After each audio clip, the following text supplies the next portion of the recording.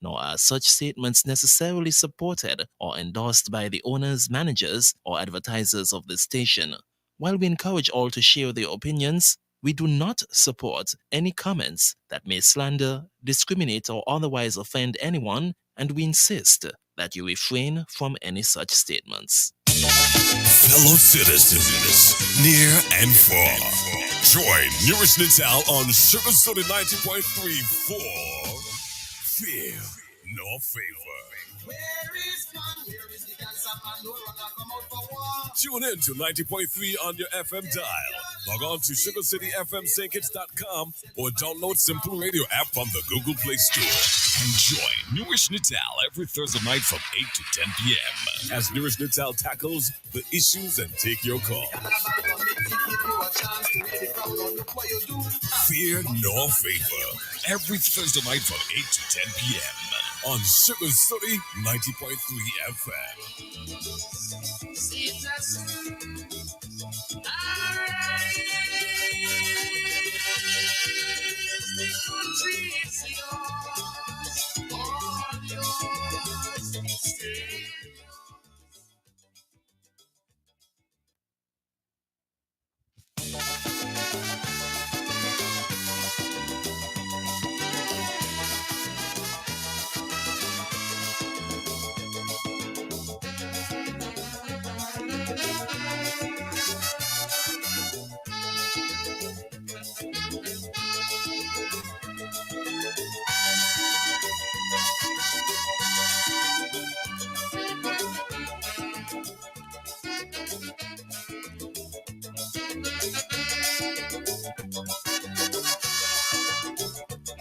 Would you stand up and see your country dying and never lend a helping hand? Would you see your children's future dwindling, creating much disillusion? Or would we watch on idly, disregarding our self-sufficiency? Administration, wrecking all I know. I said no, not at all. Citizens, let's unite and stand up for rights, all our lives and our lives. Let us reintegrate and correct our mistakes. Good evening and welcome to Fear No Favor. Tonight we are going to be in a sort of patriotic mood, try to get away from certain type of politicking and look at social issues, socioeconomic issues, the way things would be impacting us if all hands are not on deck. Now, I would like to look at the situation with the mandamus that we have existing. And mandamus is Latin, and it means that we order you. We order you. So the court seems as if it is ordering St. Kitts Nevis to try and revoke the citizenship that were granted to persons via the CBI, who apparently paid, quote unquote, an illegal amount to get them. Now we have to be very careful. I think that the government, the defendants I saw were the Attorney General and the Prime Minister. Now, we have to be supportive. We have to try and understand what is taking place. If the Prime Minister and the AG, if they are successful in getting this thing strike out or dismissed, then it could be good for us. It would be good for us. Because the fact that we sold persons an asset at a price below the legal minimum, that itself is problematic. Could be criminal in nature as well. And persons would have paid their monies. So the question is, if we were found or put in a position where we have to revoke those assets, let us call them assets, would we be required to reimburse the monies that these persons would have paid for the assets or the privileges? That is a very pertinent question. Would we have to reimburse these people? And if there is an alternative, could they be permitted to put more money so that it can reach above the minimum, whatever it takes? The calculations would be done as very sensitive calculations. But to tell somebody that and then to go back to them is a very delicate situation. Look, you only paid $5. You're supposed to pay no less than $6. Now you have to pay the difference, whether you want to make it up to $7, $8, $9, $10. Putting it very simple. Now we have to ask yourself, what privileges would have been utilized while those persons were in possession of that asset? What they would have started doing, what benefits they started to accumulate. Did they take steps to do other stuff based on the privilege that they would have gotten from us as citizens? Question would have to be asked as well. Was it completely materialized? Did it go to the final stage? Had it gone to the final stage, what have they started to do? What flexibility would they have acquired as a result of getting those privileges via the asset? So it might not be so easy to tell persons, look, we are taking back your investment. We are taking back our passport. We are taking back our citizenship. It is a very complex calculus problem. And I think that an explanation should be given to the population. Explain to us what is going on. Explain to us the various possibilities. We got to assume that it's a debate, it's an adversarial situation. Let us assume we got on to the court. We could either win or we could lose.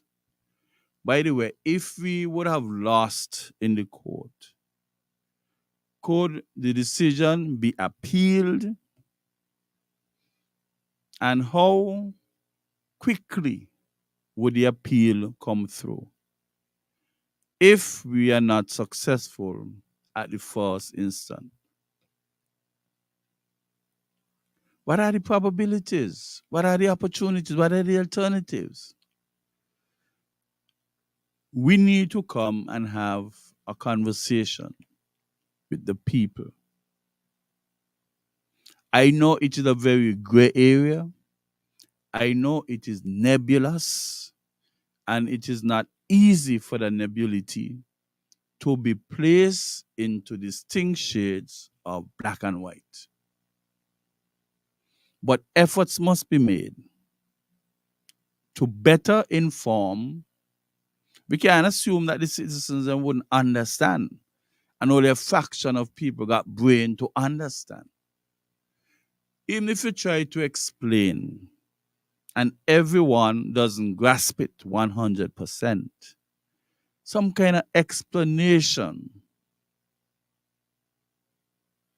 should be given to the general population. What could happen if we win the case and we don't have to revoke the citizenship? What steps can we take? Can we still tell these people, look, you're underpaid, so now you would have to pay the difference of a certain amount? Either that you bring it up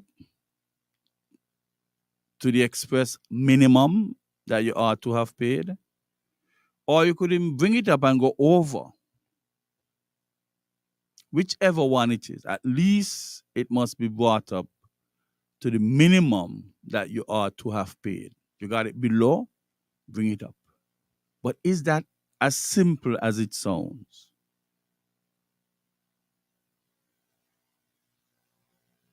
Like you sell somebody a good bowl of mutton soup, and it was supposed to be $30.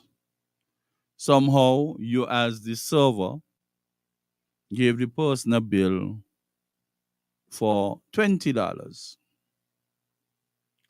The person would have consumed the lovely tasting mutton soup.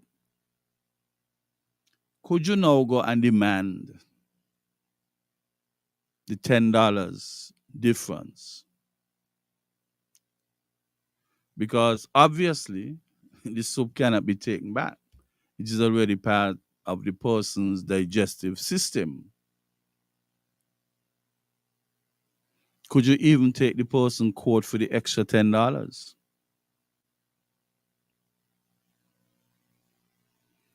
So could we actually revoke these people's investment?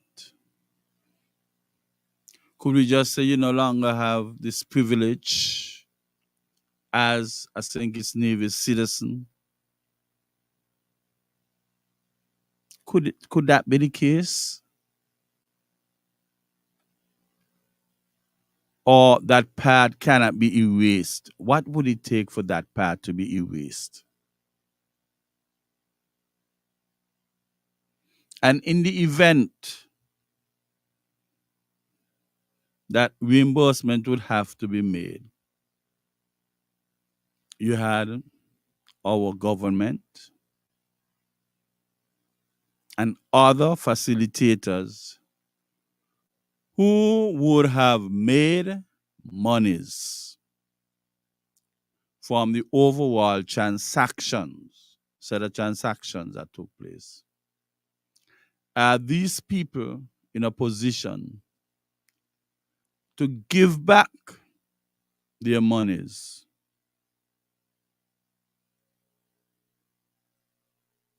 You see, a lot is not being said.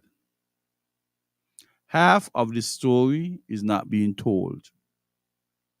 And what has been told is not elaborated upon, is not elucidated. People need to fully understand all these players, all these pertinent players should subject themselves to a consultation environment and answer questions from people. If you so love this country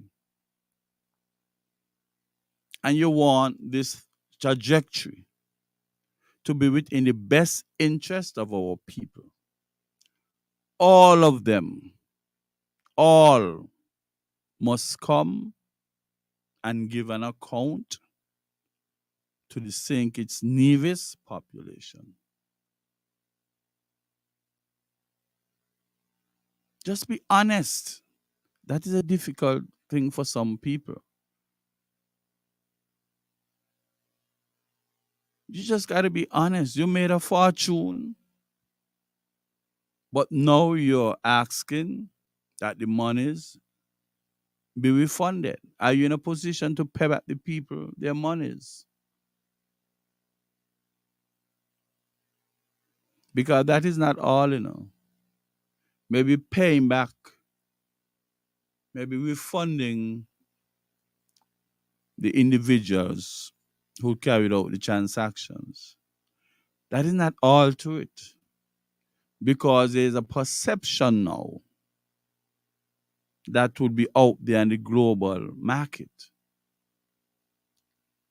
about the way our CBI program is running.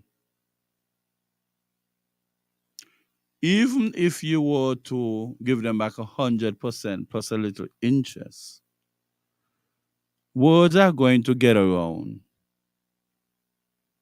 that might discourage people from wanting to get involved, be an integral part of our CBI program. It's like you had a matter, you're accused of a crime. The verdict came back not guilty. So you were basically exonerated.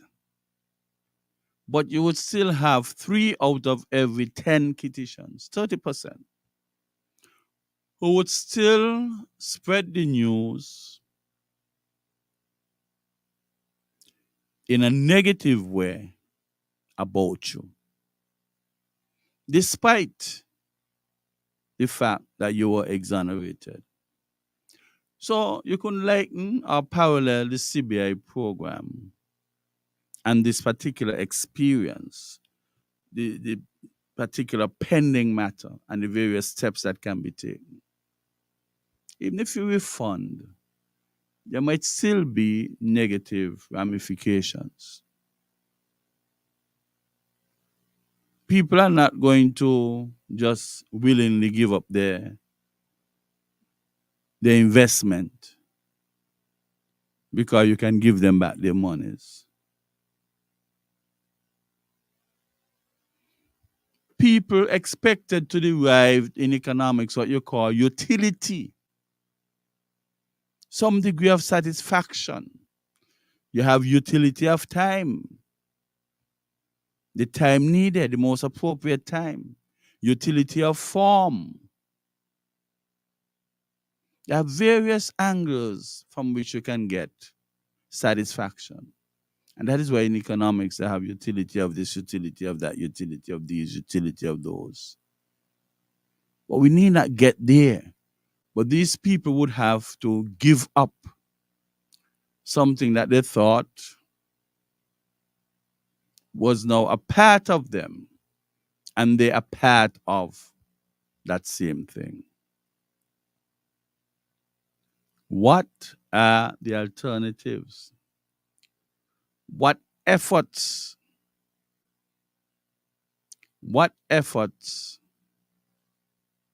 are being made to ensure that matter doesn't come against us? So we don't have to revoke anybody's investment, privilege.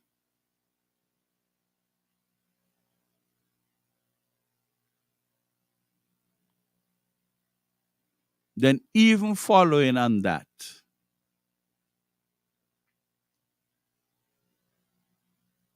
if we do not have to revoke,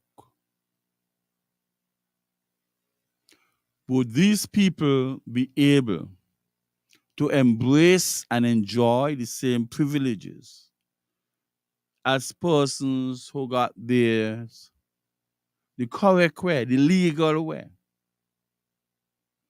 Because equity says, the law of equity says you must come to equity with clean hands. You must come to equity with clean hands. So if you got something an illegal way, quote unquote, an illegal way, how can you be afforded the same exact privileges as persons who got it the legal way? Where's your foundation? Although it may not be any fault of yours, sometimes they say ignorance is no excuse to the law. But you want to invest, that means that you have either persons guiding you, holding your hands, and usually you have lawyers associated with your efforts to guide you. Those lawyers would have had to have done the research and say, look, they're offering us for X amount. They're offering us for $5. But the minimum is $7. So that is not a legal transaction. That is not a legal transaction. Mind you could evaluate your risk, and then you could decide to take the risk, knowing that whatever follows that risk, you'll have to suffer the consequences. So you're telling me that persons bought something under the legal minimum. Where were the researchers? Where were the partners? Where was their team? And where were the team members to guide them properly? Those kind of complex transactions, they're not done in a naked way. A lot of persons are involved. A lot.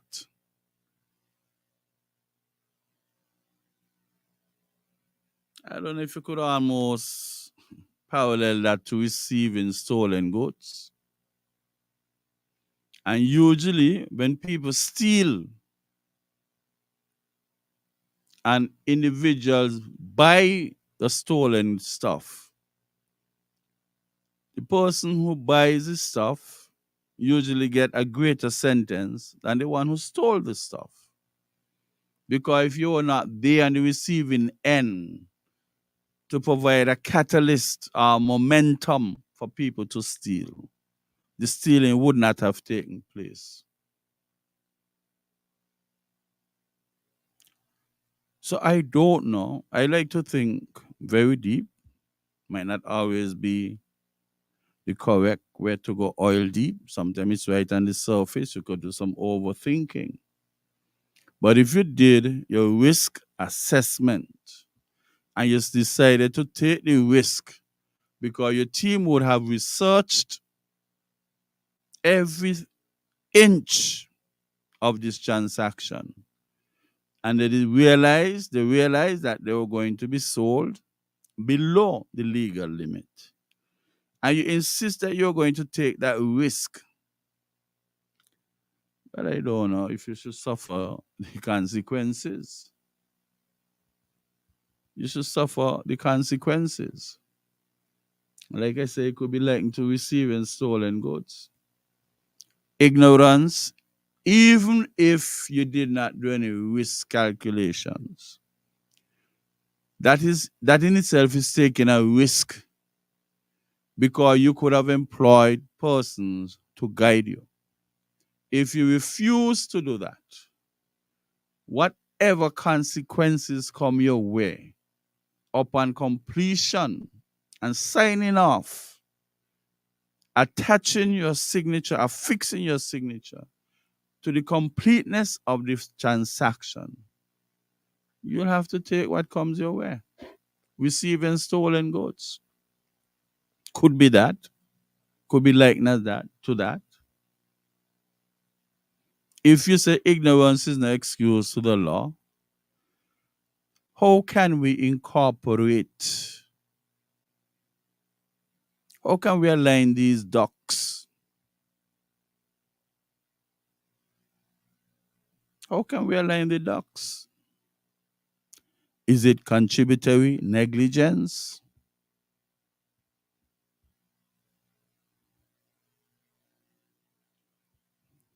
And it seems as if persons would want to put the government treasury in things. You could have done something on behalf of the government and people of St. Kitts Nevis. Yes, you could have done that. But if you know for a fact that everything was not right, and you insist on persisting to carrying the transaction to completion, despite that knowledge, man, you went on a frolic of your own. You can be adjudged as going on a frolic of your own. So sometimes when we feel like, you see, some people like to be in government and feel like they could do what they want. Don't hurt your head about that. Somebody has got to come later and take on that burden. That is the attitude of some politicians in the Caribbean. And I don't think St. Kitts Nevis is any outlier with respect to that. Some people attitude is just do. Somebody would come behind and take care of that. They could go to the IMF and you take and you take and you take and you take and you take. And then the debt to GDP ratio is overbearingly overwhelming. But you don't care because the money coming out your pocket. Eventually somebody would come around. Either different members of your team or a different administration. And they would have to handle that. So you ain't taking on the blood pressure, the restless nights. You won't tolerate your physiological being to put out of equilibrium. You're not going to allow that. Somebody has got to come and take care of that. Well, at times when you do these, the court might well find that you went on a frolic of your own and not a cent is going to come out. The people's treasury. You got to carry the burden. You would have to carry that burden by yourself. If we at Greenlands and you're working for somebody at Greenlands and they ask you to go to Sandy Point to deliver something as part of your job,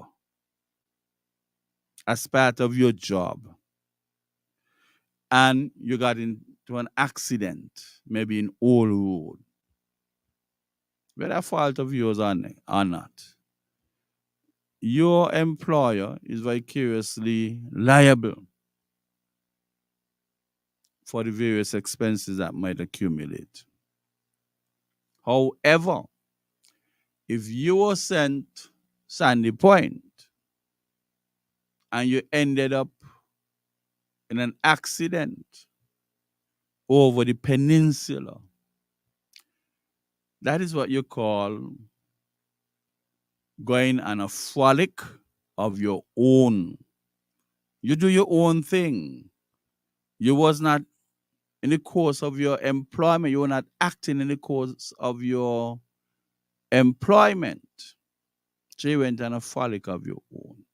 And I'm wondering if persons who did what they had to do with that CBI program,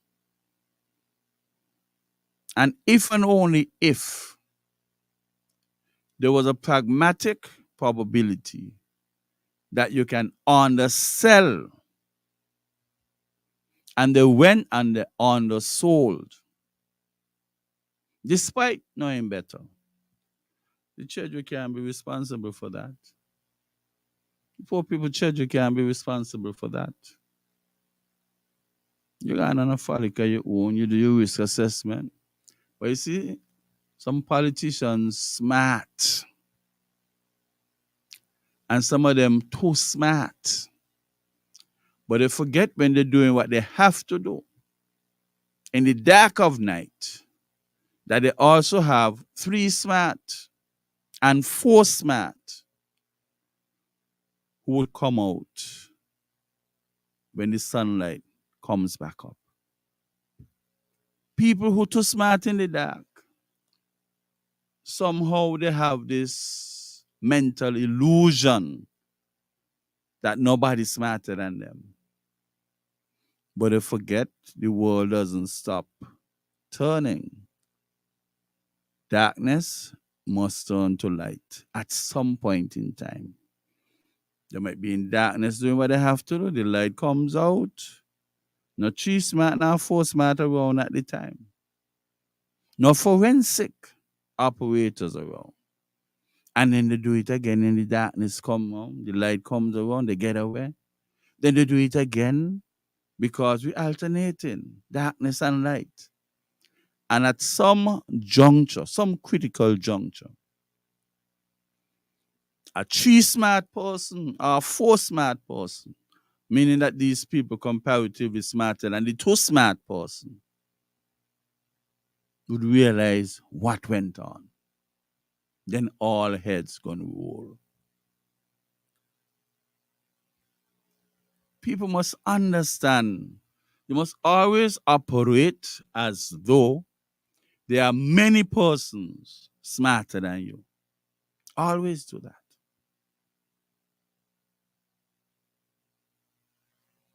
Don't think that the box up with you because you're the smartest. And a problem we have here in our federation is that when we have elections and you have a change of administration, there is no decent accommodation to facilitate the transition because it is so adversarial, antagonistic. Some persons might have started something that they didn't get to finish, might not be unscrupulous, it could have been unscrupulous in nature. And as a result of that, you don't have a decent handing over. Documents missing. People know and don't know. See and don't see. Hear and don't hear. So there's a whole bunch of cook up moving forward. Confusing, perplexing, discombobulating. Imagine you just coming into government. I need all the help you could get. But for whatever reason or hidden agenda, a lot of things are not revealed. And that is bad. We need to get away from that. I think when we have an election, at least 2 months must elapse before the next party would take over. Even in that time, they could have a little shadow this, shadow that. If you were decent people, if you were honest people, if you were caring people, the transition would have been better facilitated. Because if I know that I'm going to be the minister of education, nothing should stop me from meeting with Dr. Hanley and having conversations, moving around with him. He pointing out a few things to me. He said, look, boy, we are trying to rebuild the Obadiah Williams Primary School. And we encountered these challenges. We had to make this adjustment, this, that. Or even the situation where Unity was in power and they're handing over the information regarding the Basia High School.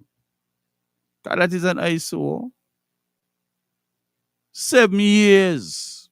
And we fail to take the children of Basia High School out of that foul cube that they have up there. Such people don't faint, pass out in the classroom, poor ventilation. A fan in the classroom and you right up by the teacher under the teacher arm like as if it's deodorant. So no ventilation getting to the children. You don't believe a lot of people walk out that they ain't going back up in that school. They ain't going in school today. They might leave home to go to school. They might end up on the basketball court, smoking the spliff, relaxing, playing a game of hand tennis, basketball, take a break, smoke the spliff. Or some of them might just choose to stay home because the school is not accommodating for humans. And good Lord, 7 years. But I don't know if 7 years gone or went by and we didn't move a stone. That means when they actually make up their mind, you have to walk out. Well, what happened? But 7 years went. Not even that, because you had 2 went before. And then you got 2 after, so that's 11. So this is telling me, if you're going to extrapolate from the information given, 2 years, 7 years, 9, 2 years after, that's 11. Are you telling me that the Basia High will take about 11? Nothing wrong if you do a rough estimate. And that is my logic in estimating it. That once you start, it will take, might not take the 11 like how I'm adding it, but it will take several years well for them to rebuild the Basia High School, whether at the same site or a different site. Because if politicians claim that they would have put the best effort and 7 years and you cannot see a stone on top of a stone, even though the gravity, center of gravity might cause some disturbance, at least if you can put a stone on top of a stone must be beside a stone. Center of gravity can change. It is just a disgrace, man, the way our school children were treated and continue to be treated. Can be. And you got to laud those children for performing still. You have to commend the teachers for holding the strain and making sure that syllabus content is covered. Now back to where we were. If you had decent people, honest people, caring people, patriotic people, that transition should be smoother than that. Had that transition been smoother, Matt Brantley, Timothy Harris, and all of them, Denzel Douglas, all of them who were there before and were a part of the CBI program, even going back to Dr. Kennedy Simmons, this thing started way back. You know, smooth transitions. Well, I'm not implying for a moment that Dr. Simmons should be implicated. I'll come back to what he should be implicated for. Because I think that the CBI program up long enough. And what Dr. Jude did by sharing some of the dividend with the people, I think this could have happened years ago. Yes, you use the monies to do infrastructure, to do things for the general public on a whole. But then we always had people benefiting and benefiting hundreds of thousands, tens of thousands, millions sometimes. So why other members of the public must be satisfied with your explanation that the monies were used for infrastructural activities, capital projects? But the same people who making the tens of thousands, hundreds of thousands, million, they're part of the infrastructure benefit group too. How come they're still making these lot of profits? So I must be happy that generally we're building new roads and this and it, all sort of stuff. Me on a car, me on a bike, me on a motorcycle. I home and I could stay home for 5 years. I don't have to really use the road per se. Some of the infrastructure that they put on. So I might not even benefit from some of the infrastructure. Yes, other people would. But what about the individual who wants to feel the benefit of the dividend? I did a song one time that we want to feel it in our pocket. Spread the money. Spread it, spread it, spread it. Individuals want to feel it in their pocket. Not they don't want to look around. Yes, they enjoyed seeing the better roads and people cars not getting damaged and everything else. They enjoy seeing the infrastructure. But you can't take that admiration for the infrastructure to the supermarket and pick up a tin of beef, a pound of back and neck. Your admiration can't take you to the supermarket, you can't take you to the cashier. People need to feel it in their pocket. And that is why I say way back in Pam time, Douglas time, Timothy time, they ought to have put money in the individual pocket, individual person of this population. And the emphasis about infrastructure and health, this and this, everything that they're doing. Yes, you get sick, you get a nice hospital to go to. Smooth road. What people supposed to do? Dig up the asphalt off the road and carry it? Has it now become a medium of exchange? Because the road and them look so nice that you could take up the asphalt from the top and carry it to the supermarket, full up your basket. Can't even talk about filling up basket. You could take those baskets and cut them in quarter because such as inflation right now, the basket them can't be filled. Some people barely covering the bottom of the basket them. But then they're leaving with just coins in their pocket. The basket they're too big, man. The basket too big. You know you go by the supermarket or the little superette on the side. And you well want buy a small tin of milk. And you're looking around to see who watching you. And you read all the labels, them, all the ingredients, all the preservatives. When you come out, you know, basically everything what is on every item in there. Because you're waiting long enough before you could take up a small tin of milk. You don't want anybody to see you taking up a small tin of milk. And when you don't take it up, you know, you got your bag of coins. And you got a little cotton in there too because you don't want them shake up to embarrass yourself. And you pick in between your cotton, you pick out a 5 cent, you pick out a 25 cent. And then you try to pick out another 25 cent. And then when you give the person, they're telling you, but that's only 35 cents. That's two 5 cents you give me and not 2 25 cents. That's something you could get mixed up. It is quite a challenge and psychologically impacting. You know, all the coins them used to try in corner, you know, calling family members to help you look for them. Pile them up. You ain't want to think so you go buy the Chinese and you give them and they change it out to you. You get $150. But pride, our pride has been dented to go by the supermarket and pick up a small tin of milk and an egg. I think they need to bring back weight and scale inside of the balances inside of the supermarket. Because all you want is a quarter pound of onion or a quarter pound of butter. You know, some people, we got to get this minimum thing low some more. Some people can't afford a large tin of milk. Whether Bonnie or no Bonnie, whether Bonnie or Johnny, some people at certain times cannot afford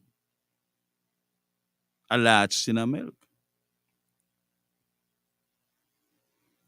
And even if they buy the large tin of milk, they use some and they put it in the fridge.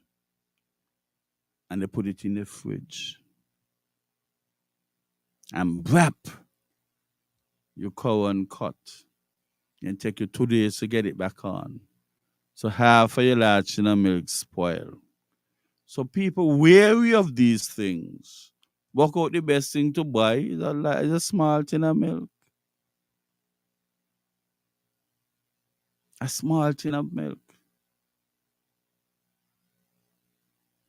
Now, if you had him smooth transition, as I was saying, everybody would have been able to put their cards comfortably and they did nothing wrong. They're very unsuspecting. And you explain this is the situation. We sell this man that, we sell those people that, we got nationality from here, there, wherever. These are the outstanding stuff. Some people are in waiting to get the finality on their citizen by investment, asset, privileges. And then people would be not only au fait, but au courant with what's going on with our socio-economic asset. How are you supposed to be guessing and I take over? Where the abracadabra? Just put up the damn magic stick and things will just come on the surface and I understand? No. We got to talk. It's like you're going doctor and standing up in front of the doctor like a clown and wouldn't say anything. What the hell the doctor supposed to do? As bright as and intelligent as knowledgeable as these doctors are, if you don't talk to them, establish a dialogue, they can't look after you. Yes, if you get chopped up or gunned down or whatever, they could see that. But if you just go and stand up, you have to communicate. You have to have a dialogue. And maybe two people need to learn how to describe the pain that they are feeling. We're hurting you, dear. How, describe the pain. They're hurting me. Describe it. They're hurting me. Not a clue how to describe pain. And I think that it is key that when they're teaching certain things in school, family life and health and family, whatever that they have now, people got to learn to describe pains. That is the only way. Or him describe how you feel. You're dizzy. Your head feel heavy. You're seeing. Your vision blurry. You have to help. How long now you've been feeling like this? That is why we have to become more intimate with our bodies, with our entire being. You have to become more intimate with that. So nobody tell the current prime minister anything. You got to be guessing, like you're thinking bowlers in a bingo bag. Under the B is 21. No, I don't know. Under the B, the biggest B is what? 50? I don't know. But under the B, under the I, under the G, under the O, then you get your whole thing and you go in and you babble up again. Nobody's supposed to be guessing where the people affairs are when a different administration takes over. But you see, sometimes people have things to hide. Sometimes people have unfinished tasks. And sometimes people have things that only a few persons are aware of and ought not to have been the case. So they can't come out and help. Man running a government is like a relay. It's like a relay. You run the first leg and you give the person the baton. When you drop it, deliberately because you don't like the person who taking the baton. Every professionalism in our governmental structure, running the affairs of the government. Where the professionalism?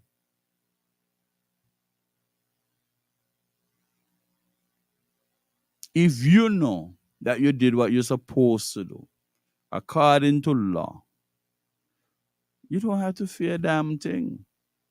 You know that you are clean. The only thing is that if you're competitive, you might not want to share some of your economic strategy. But it's in your house. If you got strategies that can better position our country, share them. They used to say, today you're here, tomorrow you're gone. I don't think scientists, one of them guys here who sang the song. It used to be that. But currently is that I see him 6 o'clock this morning. It's only after 8 and you say he dead. So you're here today and today you're gone. Share information. If you're truly patriotic, share information that would lead to the betterment of our people. We're facing a situation and all kind of minds. We're supposed to be working towards a common good, the betterment of our people.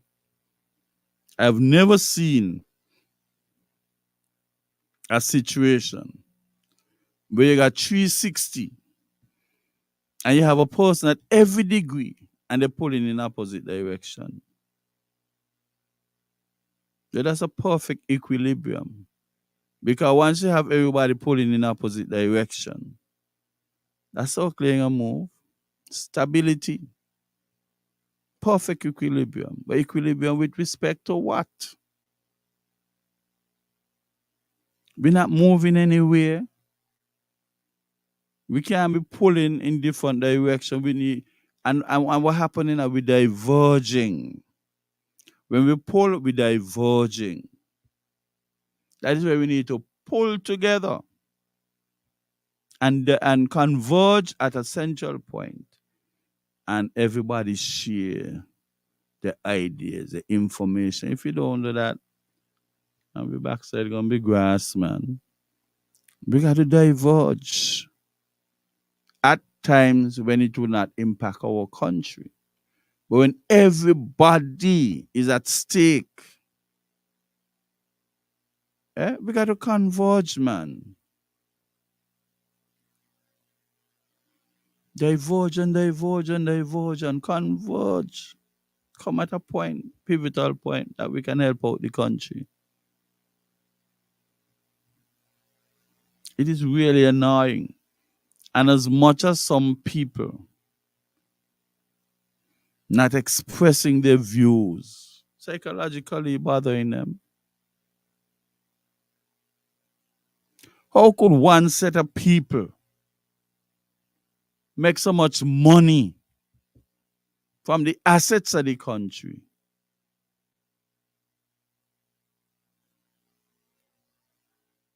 and the majority ain't benefiting? I really don't know. I really, really don't know, man. Is that people lack conscience? Isn't that an affront to the public conscience? I think we could do much better than that. Much, much better than that. As a people, we can do much better than that. Regardless of party affiliation, political affiliation, there comes a time when we have to work together. And no time has ever come more conducive as now for us to work together. Some people are just looking at it superficially. You have people losing sleep. The whole cook-up is creating a problem. Our country is purging right now. We're under reflux, rather. We're under reflux. And it will take some time for the country to be purged. But during the reflux, we got some fractional distillation. When your temperature reach for you to go, you go. In other words, when you are exonerated, you go. You go. And until such time, and maybe I shouldn't say it that way. I saying if you continue to be deceptive and not coming clean, you stay, the temperature got to get hotter for you because it's fractional distillation. Those who come in clean and explaining what is what, at a very low temperature, they're gone, fractional distillation. And those who continue to remain deceptive, the temperature would have to get hot, hot, hot, hot, hot before they could make the exit. Force make water go uphill, heat make things come out a solution. That's fractional distillation. That's the principle of fractional distillation. So until people come clean and explain what took place, and in layman's term too, because the common man would have to understand. The common man would have to understand. And that is why I think the onus is on the authorities to come and provide some explanation. We don't want to hear he's saying here, and that's saying there, and in that's saying. We don't want to hear that. How could you be a critician and something ain't concern you? Especially if your name calling with it. Come and explain. Have yourself exonerated in the court of the public, in the court of the layman's language. You see all these monies people spending. They're spending a lot of money to see if they can galvanize the most effective defense. Monies.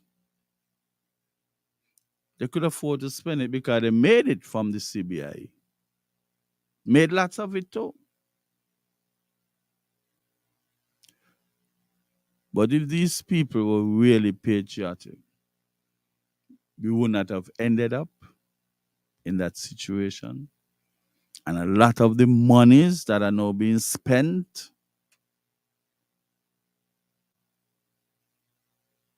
to those expensive lawyers could have been placed into a capital or several capital projects.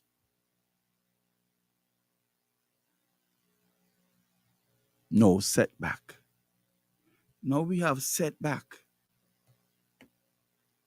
We have setback in many ways because of this nonsensical deception. Questions people have to ask: what is the quantum of our reserve in the treasury? We need to ask a question. Is there a trajectory that would cause us to have to touch it?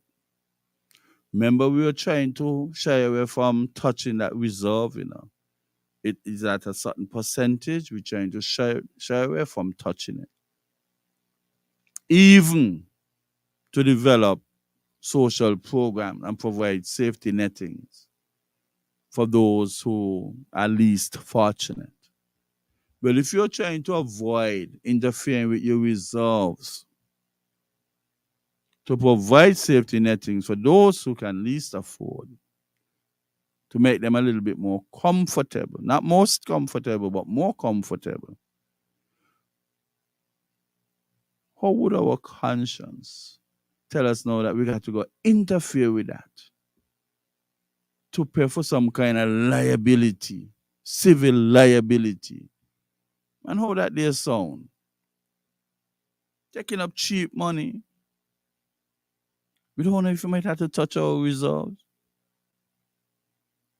And that ain't the only impact, Because what we really want to be hearing, is what is the size of our people who are of working age? People who are of working age, how many of these persons who are of working age act and looking work, of working age and looking work, are actually employed? How many persons are of working age? These are stats that we really want. We really need stats of this. These are questions that we got to be asking. Socioeconomics. We're doing too much damn politicking, man. Politicking and politicking. Let us get to the center of it. How many persons are of working age and looking employment, actively looking employment,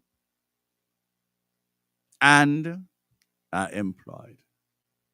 And even if you are employed, how many of the employed are underemployed? And underemployed simply means that you qualify for a much higher paying job, but somehow none available right now, competition, this, that. So you have to make out with what you get. That's underemployment. What percentages are we speaking about? Let us do a comparative analysis. How many actively seeking? How many actually got jobs? And out of those who actually got jobs that are properly employed. Give us those percentages so we can look at the unemployment rate. What is our unemployment rate? I mean, these journalists just go to these round table meetings and everything. I really don't know where they practice the questions that they're going to ask. But a pertinent question is, what is the rate of unemployment in our federation? Because only then you can create a gauge and to give vital information to the policymakers, job creators. What do we have to do to create jobs? We have 2,000 persons unemployed, but they are seeking employment actively. Just a hypothetical situation. And 1,000 of them got jobs properly. I mean, our unemployment rate would be 50%. Because 1,000 got job, 1,000 left without job. That's 50%. And if 1,500 got jobs, that is 75%. Right? 75%. 1,500 over 2,000. You can say 15 over 25 into that goes 3, 5 into that. That's 3 quarters or 75%. So our employment rate would go up 75%. It went up from 50 to 75, so therefore a 25% increase. The employment therefore dropped from 50 to 25. That is what we want to hear. What plans are in place to look after the other 25%? Is it a realistic probability that by 2026, 2025, the end of 2025, beginning of 2025, that a 25% unemployment could drop down to 15 or further drop down? What is the target for unemployment?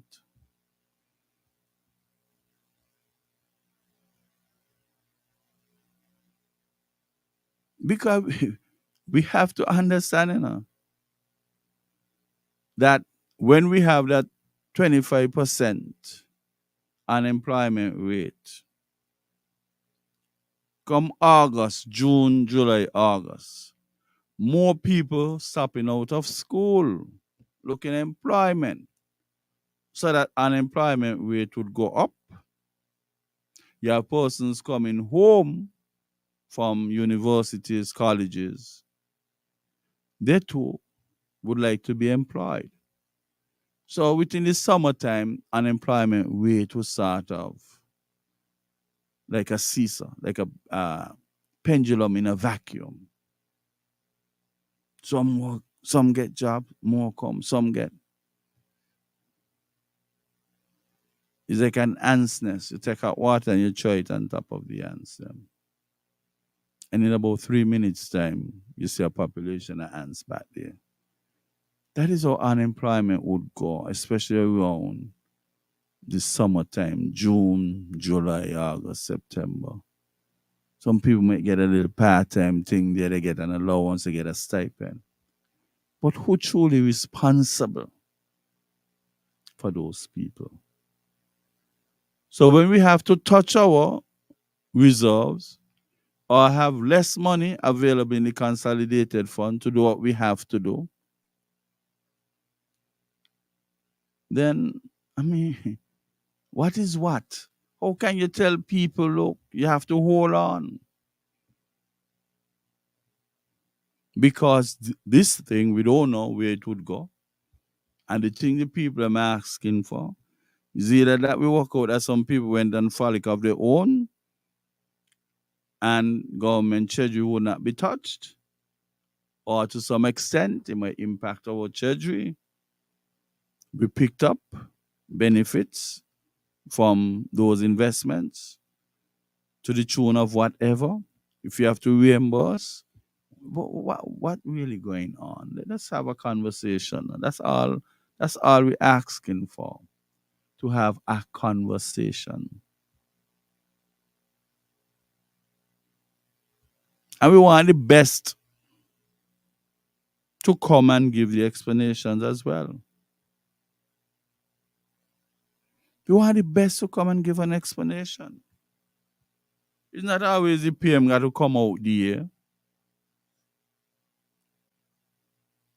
Yes, he can delegate responsibility, but he cannot delegate accountability. But not because you're ultimately accountable. You can have persons out there with you. You can have persons out there with you. Because I really believe that each minister should have press conferences. Come and talk to the people. Come and talk to the people. Don't leave it up to the PM because he ultimately accountable. You have other persons. And you could be a prime minister and not totally current, most up to date with things that are happening in a particular ministry. Nobody should look at that as being bad. Eventually, you'll get the information, but maybe at the time when somebody asking you a question, a minister of government might be in a more conducive position in terms of time, utility of time, to provide a more in-depth explanation. It's not always the person who is ultimately accountable would forever be the most conducive person to provide you with an in-depth explanation because it depends on the time. Suppose something took place 2 hours before the press conference that might have given rise to pertinent concerns and the subsequent questions. The PM might not be in a position as yet.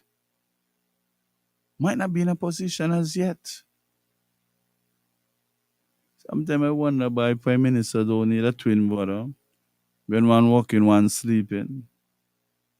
Such as the extent of the work that these people would have to do.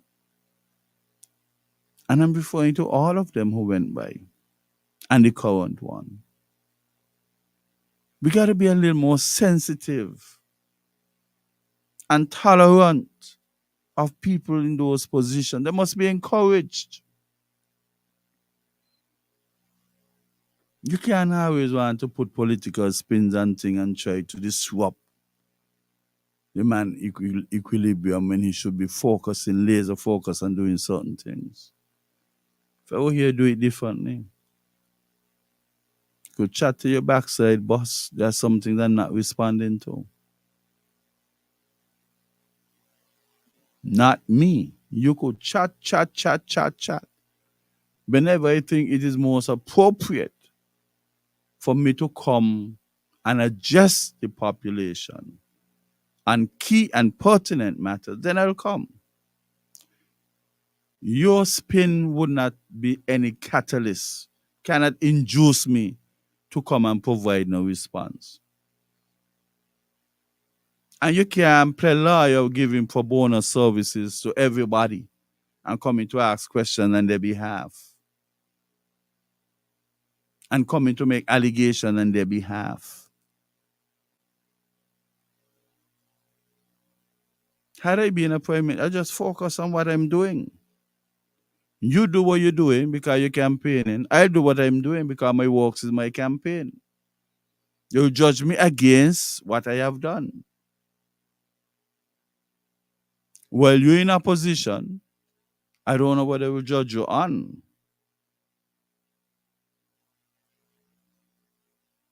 You might want to convince people that 2 and 2 is 5. But as long as you're in government, your campaign is ongoing.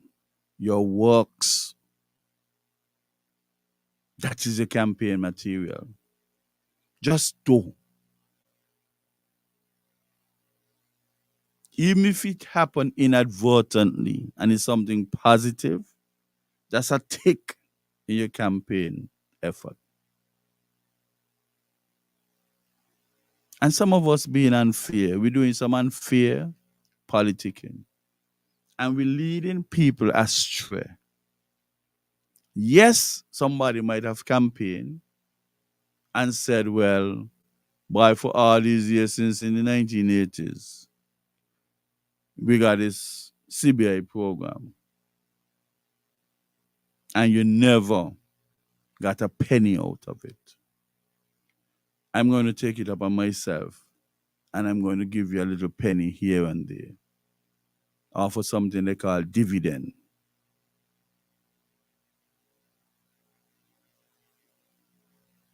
The part of profit that you decide you're not going to plow back into government transactions or put in the reserve. You either put it in the reserve, put it back into government transactional effort.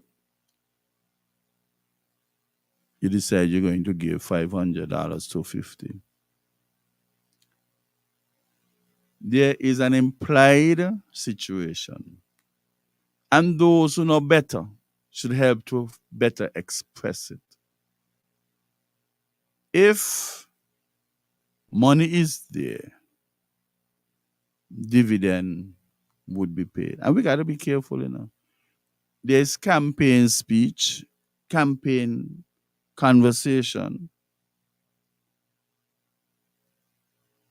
And there's reality.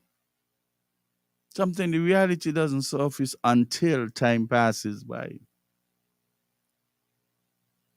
So even things you would have said before that you might want to make adjustments to, all that is being human, all that is being a good leader. You can't hold people in suspense and not bring an explanation. Yes, they'll be in suspense whether or not they'll get it. An explanation is given. Some mightn't like it. Just like how we have major businesses, private businesses, they might promise their people 5% bonus for Christmas.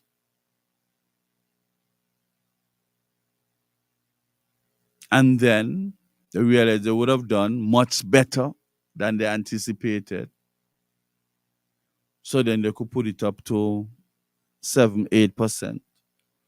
But you cannot tell the people 8% first. And then you did not do as well as you anticipated and tell them you bring it down to 5 or 4. You got to be careful. You have to be careful. And even if that happens, you have to provide an explanation. The problem with our politicians, many of them in the past, they never did provide explanations. But if you're current and you try to provide an explanation, there's an onslaught trying to encourage people from accepting or discourage them from accepting the explanation. And the funny thing about it, we have circumstances that we have never encountered before. This CBI mess, this RICO mess.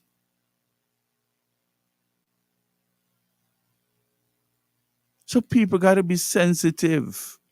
We are an intelligent people. We claim to have 98% literacy rate. So where is the manifestation of that? Despite all, politics is local. There are socioeconomic events taking place that really impacting us. Really, really impacting us. And we in our street smart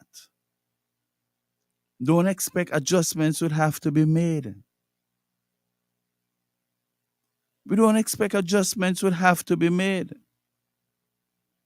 Man, we don't need any degree for that. You don't need any O level. You could have stopped out of primary school and make that assessment. Based on what's going on, adjustments would have to be made. Maybe you'll miss this one in June. You never know if in December you get a 750 or you get a 500. Because from 0 to 500, that's a lot of percentage increase. But you cannot do things. In accounting, they call it the prudent concept. You must never understate your expenses. Now overestimate your profit. The prudent concept. When you have all those conventions and those concepts in that chapter, I think it's about chapter 10 in Frankfurt.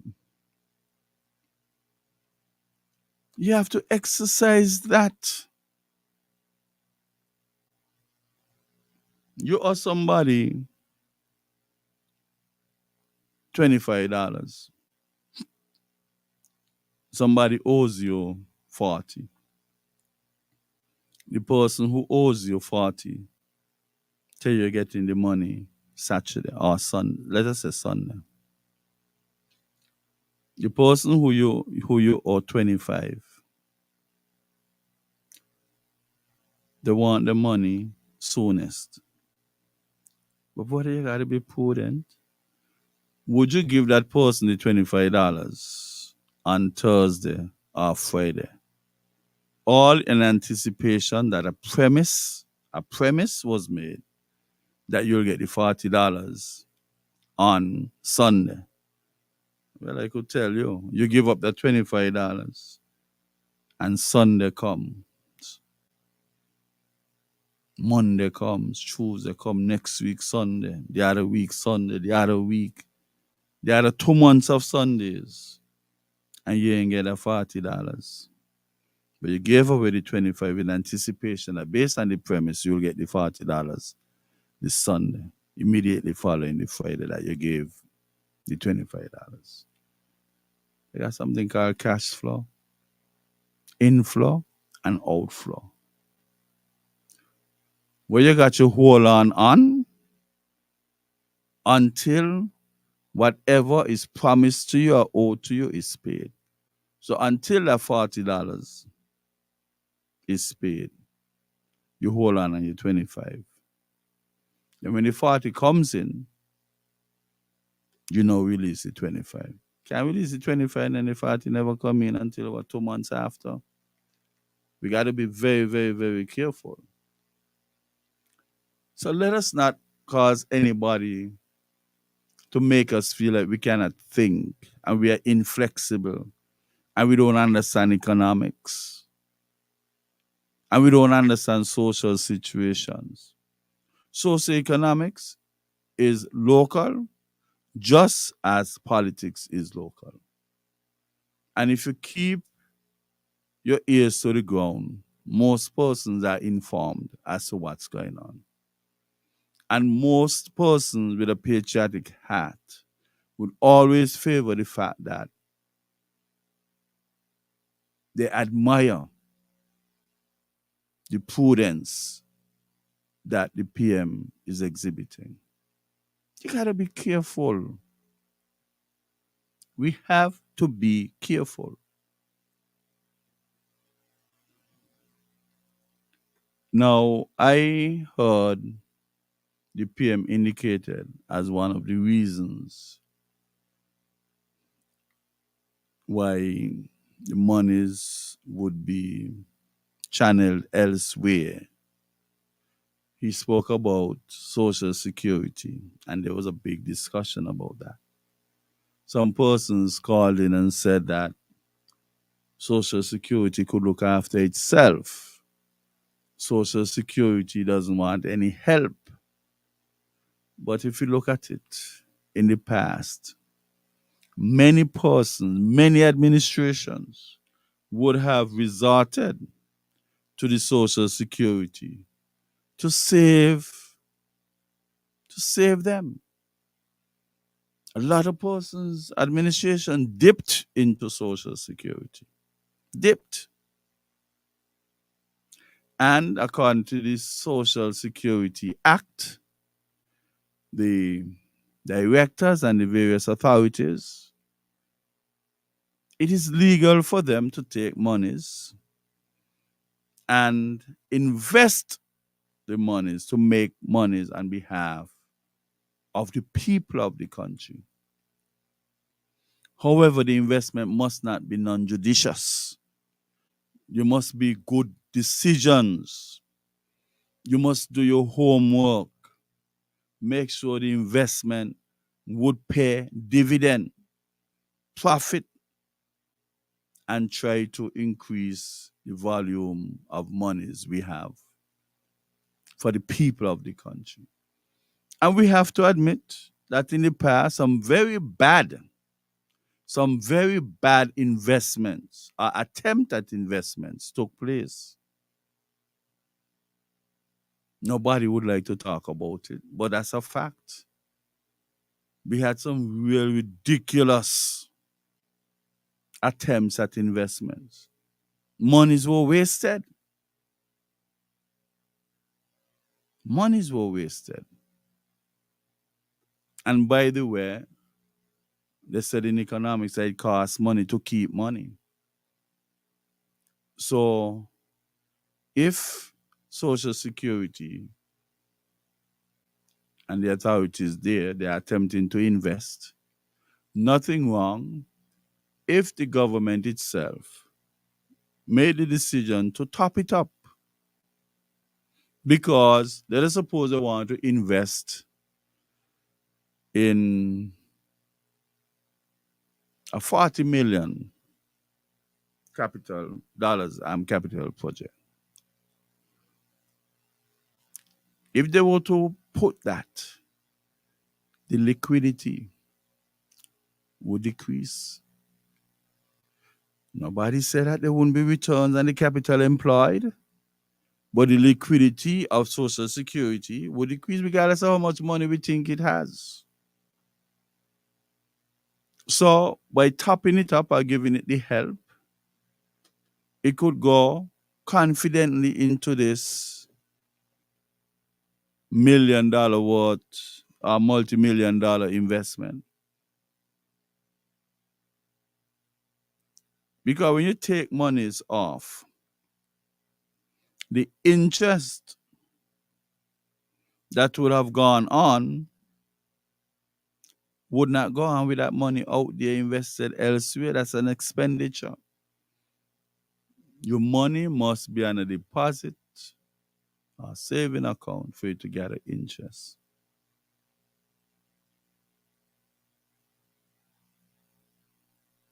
They have the right to invest.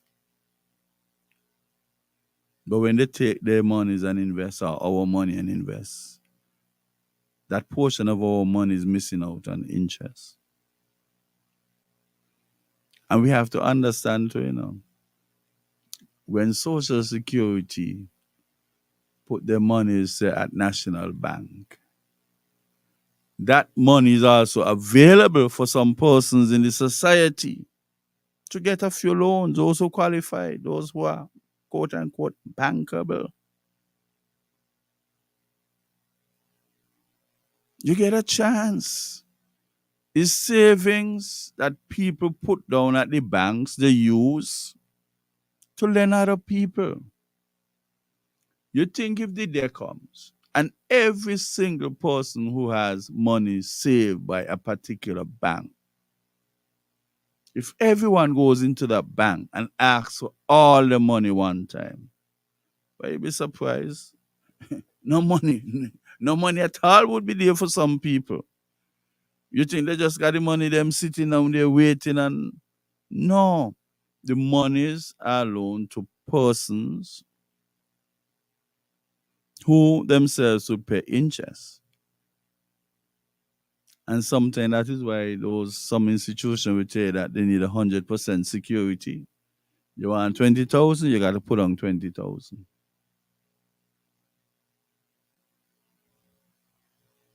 You might get some soft loan at reduced interest and that sort of stuff. But you see, some of the same Social Security money that are deposited by banks, where the National Bank, wherever they deposit the money, that money forms a part of loans granted to other people. Social Security is strong, but nothing wrong if you get some reinforcement, because by reinforcing it, you can actually catalyze a capital project, an investment in a capital project. And it's all about timing as well. If they want to do it in July,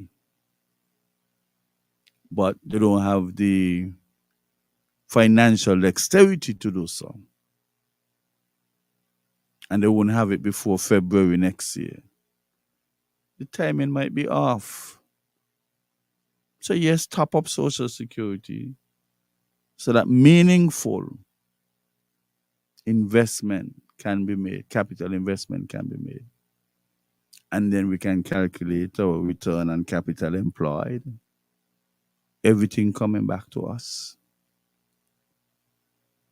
Everything coming back to us. Why can't we use CBI money to further strengthen an institution that is at the nucleus of our economic buoyancy and future economic buoyancy as well? The many benefits that people would be getting later on. That's where the buoyancy gonna be coming from. But we have to be careful. as we give the youngsters them a little bit more freedom to smoke up their weed and do not feel like walking. We have a call.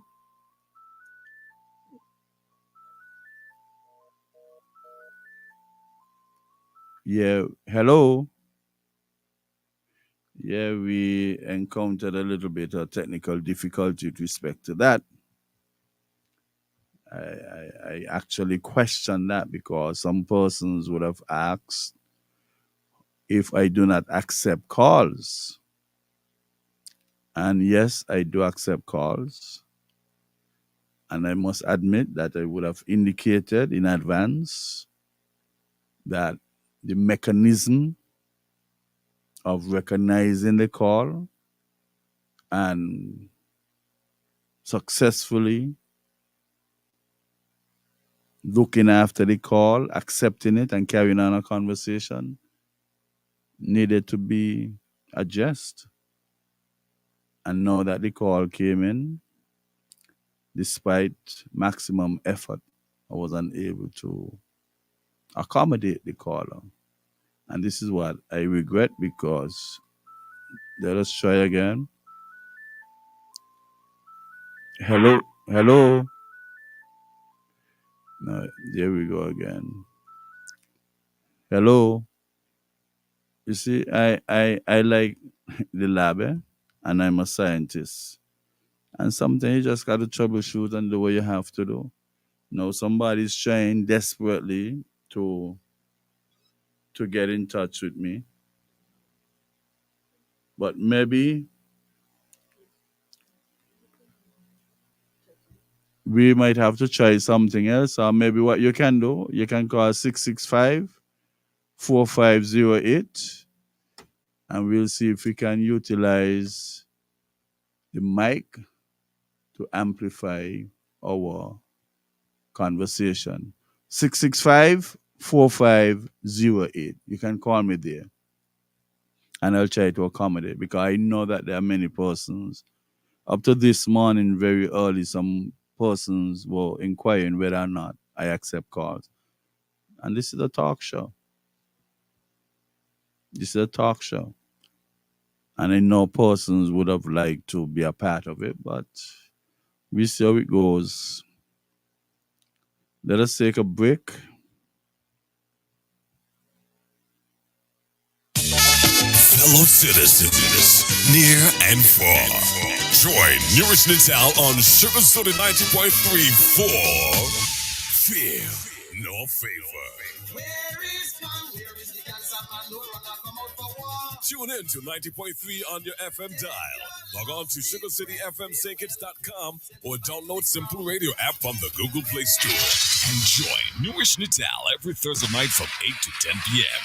as NewRish Nital tackles the issues and take your calls.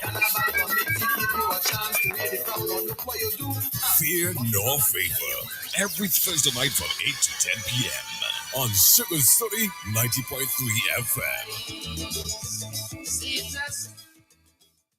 Welcome back to Fear No Favor. Now, I would like to touch, they put in place some directors for the cannabis effort. Many persons have questions as to what criteria were used or what criterion was used. When you go through the list of persons, I believe that an explanation is needed as to how these persons were selected to serve on the committee. Nothing against anybody. And we also know that maybe a stipend and allowance, something would be given. And some person may ask the question, would these persons would have accepted the positions had there not been any compensation? That's question number one people asking. Now, you have to isolate each person and ask the question, the pertinent question, what this individual brings to the board of directors for the cannabis effort. You have to isolate them. And one by one, an account must be given as to what they bring. It just, if it's merely aware of providing a little extra money, some of them they can do well without the extra money. Ain't a maybe about it. But then let us bypass that and look at each individual. First of all, what is the purpose? Yes, that board going to be the face of the effort. But what is the purpose? What is the documented purpose of this board of 15 directors? What is documented? Then if we know about the purpose of the board overall, we can now look at the contribution each person would bring. And we believe we deserve an explanation. We deserve an explanation. You just can't put people on board, such a critical board. We are going to be relying on the cannabis industry to keep us afloat. We have challenges with respect to the CBI. The Prime Minister indicated that the ratio, we were too heavily dependent on the CBI revenue, and we going to explore the cannabis industry. I think it was Minister Samal who indicated that we got money on tree and we were just lagging behind. So this is quite an important industry. And we would have selected 15 persons. But come and tell us how the thing gonna. Put out an article to say this person is this, and consistent with the efforts that we are going to make. This person bring this to the table, that to the table, this to the table. We have to say something. People are questioning. I am not questioning anybody at all. There must be a reason, however, why each of those persons were selected. How each one was selected. What each person brings to the discussion, the effort. I really don't know. I really don't know. They ask me, I say, well, ask a question. I don't know who is the most appropriate person to ask. They'll also want to know if there's a stipend and allowance and how much it is. It is only fair. Nowhere in our federation we're supposed to have any kind of board with people being compensated and the general public doesn't have a clue as to how much money they're getting per month. People have complained that you have boards with people who don't even meet 3 times a year, but they get monthly allowances. That is a problem for some people.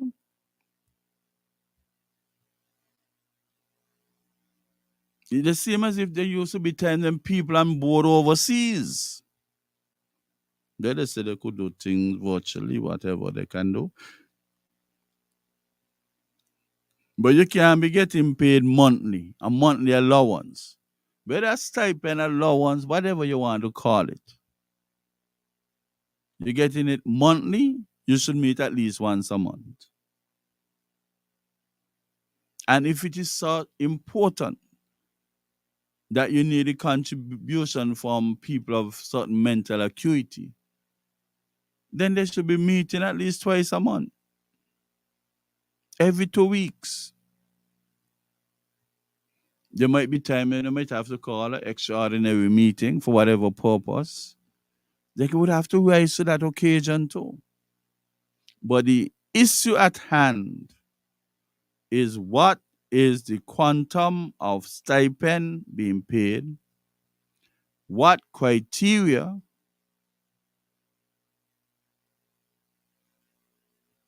you employed in choosing these people? People are convinced that some of them just wouldn't bring anything to the table. I wouldn't go down that route. Somebody must bring something. Whether or not the general public is convinced that what they bring is sufficient in quantity, that is up to the general public. But come and have an explanation. Come and have a discussion with people. These things are doing things, and then only when things get spiral out of control, we want to give people explanation. It can't be so. We got to done with that. We got to done with the status quo. We got to tell people what you're about to do, what you are doing, how you are progressing, and whether or not there's a trajectory for a time limit for these people. You have to explain to people.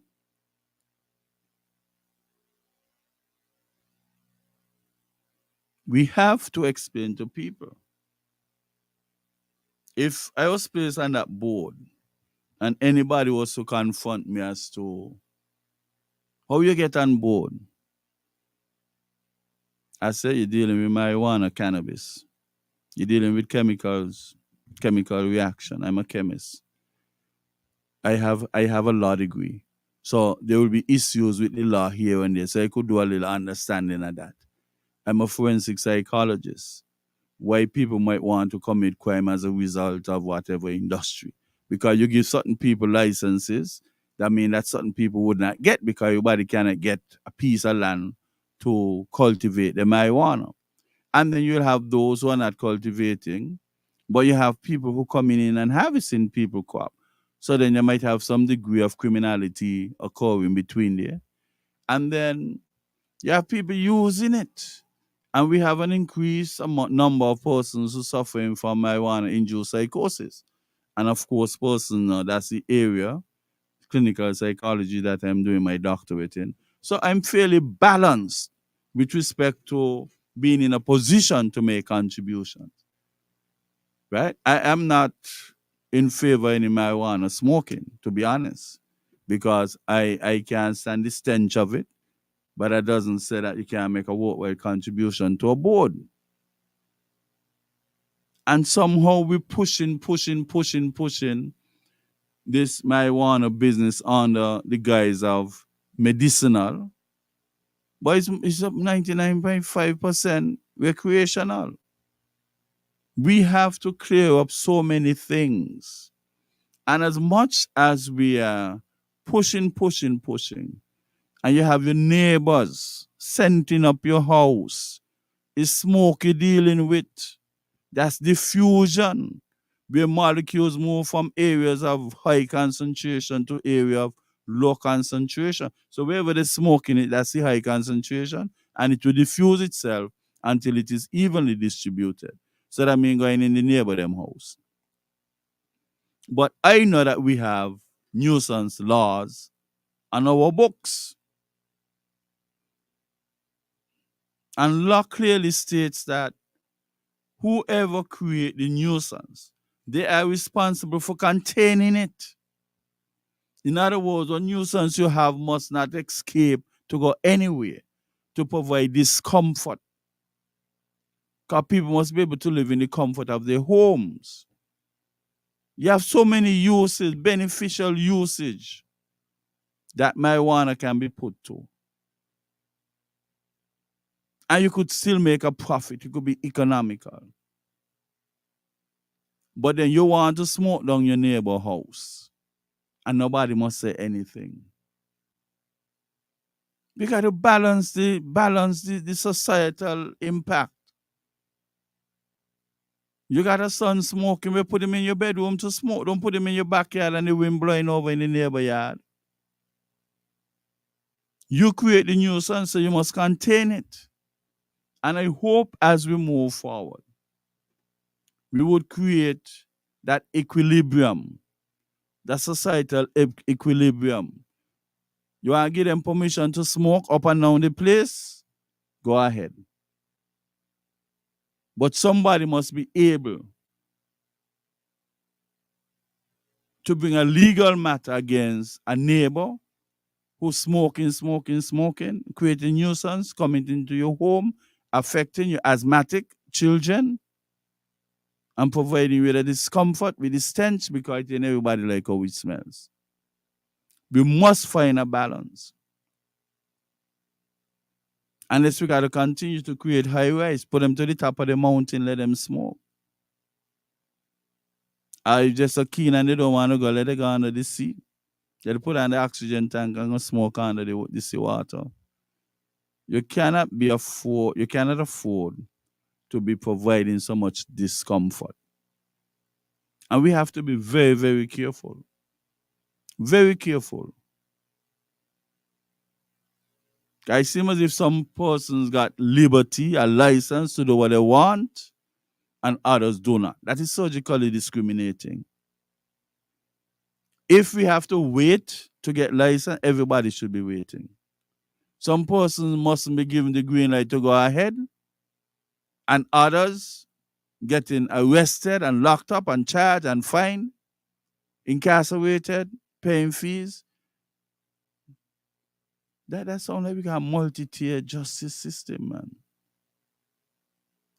Where a person could get a license from to be transacting marijuana. They ain't a doctor to prescribe anything, but you're transacting when other persons are not given that flexibility. So if you want to hasten to give out licenses, and where these licenses coming from? Because everything is done in view of the general public. Some people not hiding to do what they're doing. But then you have to ask yourself if special permission were granted to these people.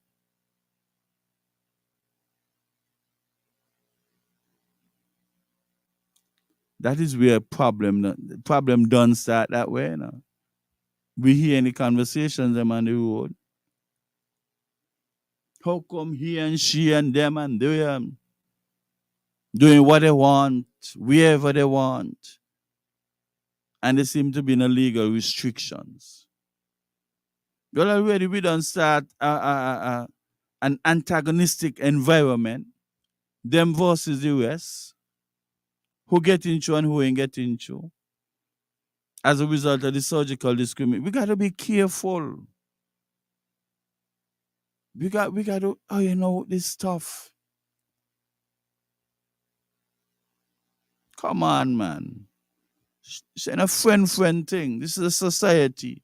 We have a one tier, a unit tier justice system. And what applies to some must apply to others.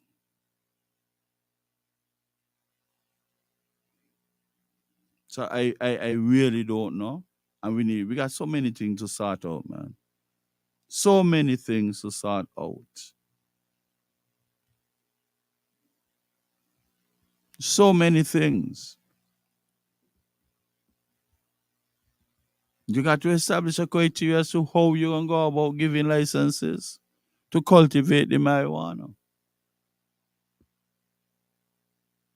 Are we just going to shut down everything and put up a white flag? Because that could be a trajectory that we might be on. Because we might not be able to control persons who are using it. And the idiosyncratic situation is that we are saying that people must be over 18. Of course, they must be over 18. Congrats to the consideration. But then you're still giving a fraction of the society permission to use this thing in the worshiping ceremonies, where you have people they're under 18. So the difference between somebody who taking part in a worship and they're under 18 and somebody who not taking part in that specific type of worship and they're under 18. And the same physiological makeup. That means that we're giving people license to take advantage of a vulnerable part of our population. A vulnerable part. When come to the under 18, it should be across the board. Whether Rastafari children or non-Rastafari children, nobody under 18 should be smoking. Whether for worship or non-worshiping purposes, should be across the board. We can't subject ourselves to this kind of nebulous situation. Cannot. We should not. Whether we're trying to win the hearts of people or not, one thing we must be is consistent when it comes to legal efforts.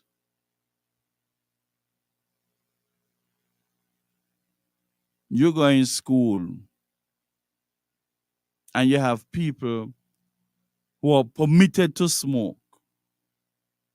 Go in school, smell stink of smoke amongst the same age group who are not permitted to smoke. Man, come on, man. Come on. We could do better than that. Much better than that. Much, much better than that. We need provisions inside there to indicate to those who are getting permission for the worshiping that they must not involve the youths under 18. I don't even know why we keep saying under 18. Because the same science are telling us all the goodness therein with the herb and the uses, the many uses we can put it to. The scientists, it's the same scientists now who telling you that the brain is not fully developed before the age of 25. So we want to accept, but it's convenient for us to accept from the same set of people and not accept, but it's not in your favor. Can be. They're not even done by 25 anymore. They carry it up to 30. Those of us who are into research and listening to the news, gone from 25 to 30, the brain is not fully developed until the age 30.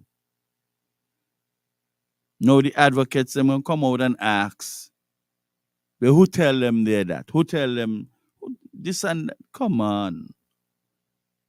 You're being guided. This is a guardian angel, your guiding angel.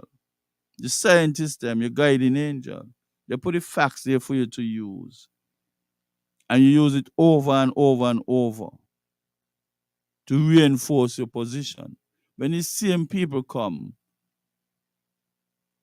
and tell you that the position will got to be diluted a bit because you can't involve the under 18 people, you don't want to hear that. If you're going to be a part of a system where only what you consider in your favor that you're going to respect, and anything outside your favor you're not going to, we're going to have a confused society. Terribly confused society. And this confusion must not be aided and abetted by persons in authority who could better stipulate and legislate. It's not supposed to be aided and abetted. No cattle is supposed to be afforded by our lawmakers to persons who are not caring about our vulnerable population, well, part of our vulnerable population. Well, the elderly would need help and whatever else. They have to do what they have to do to alleviate pains and so that is beyond mankind attending. You know, so we could understand the other end of the spectrum with our other set of the vulnerable part of our population, the too extreme at the spectrum. We can't allow people to destroy our youths, man. Can't allow people to destroy our youths, putting them in mood where they want to go work. We're just talking about social security. If they don't work, we'll have a void. So people who don't pay the contribution for people older than them to reap the benefit. Some person who waiting for the youth them to make their contribution to benefit. You might well have a void. If people continue along that trajectory and don't want to work, soon as they smoke a spliff, they want to work. And they want to smoke 10 and 15 spliff a day. But if they truly know the biochemical impact that the chemicals inside the weed would have on them,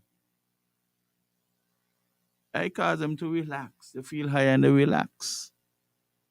But part of the relaxation is not getting up to go do any work. That is part of the relaxation, super relaxation. And if they don't go to do work and the trajectory is continued, it's just a matter of time. As to when, we don't know. But just a matter of time before our Social Security could experience a void. Before they could experience a void. And not fear mongering. It's just a reality around you every day. If you're smoking and you start to suffer from marijuana-induced psychosis, that's a strain. Just like a violence is a strain on the health situation. Smoking marijuana could be a strain on the health situation too. Especially by those whose brains are not fully developed as yet to accommodate the concentration of smoke that they want to have. And the potency of cannabis would have increased many folds over the past 20 years. So you don't even have anybody doing any qualitative analysis to say, well, this year, this dose is that. You really got to take human beings and make them guinea pig. You get a set of youngsters and you give them and I can't how they behave. You might say that's too strong, but that's not fair. That can't be fair. Let people go and study the correct way. Where they could go and correctly by experiment. It must be experiment driven.